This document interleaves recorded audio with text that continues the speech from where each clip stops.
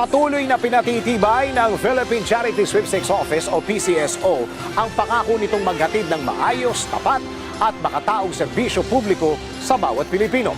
Kasunod ng pagkilala sa PCSO bilang Outstanding GOCC sa nakaraang Government-Owned and Controlled Corporations Day, ipinagmalaki ng ahensya ang kontribusyon nito sa bansa.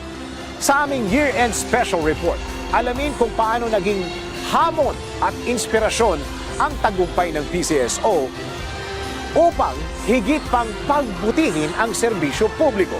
Narito ang ulat ni Angelo Bain. Mga paglilingkod na tama, kaya panalo ang Pilipino. Pero meron ding ginagawang hindi tama, kaya talo ang Pilipino. Mga ibinigay na serbisyo ng mga ahensya ng pamahalaan. Ngayong 2025, alamin kung panalo o talo. DWIZ Year-End Report.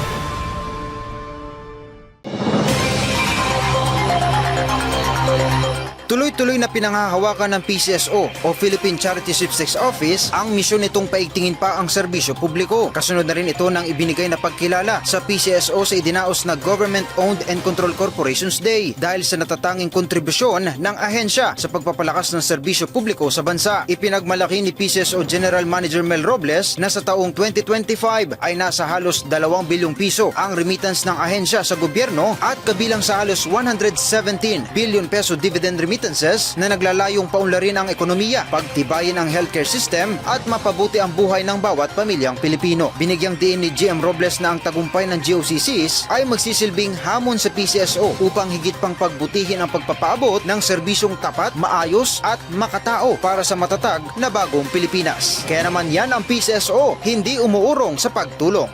At yan ang report sa performance ng PCSO. Sa PCSO, panalo ang Pilipino. Para sa Panalo o Talo Year-End Report, Angelo Bainyo, nagbabalita ng tama, naglilingkod ng tama. Mga paglilingkod na tama, kaya panalo ang Pilipino. Pero meron ding ginagawang hindi tama, kaya talo ang Pilipino. Mga ibinigay na serbisyo ng mga ahensya ng pamahalaan ngayong 2025. Ngayon, alam na kung panalo o talo. DWIZ Year-End Report.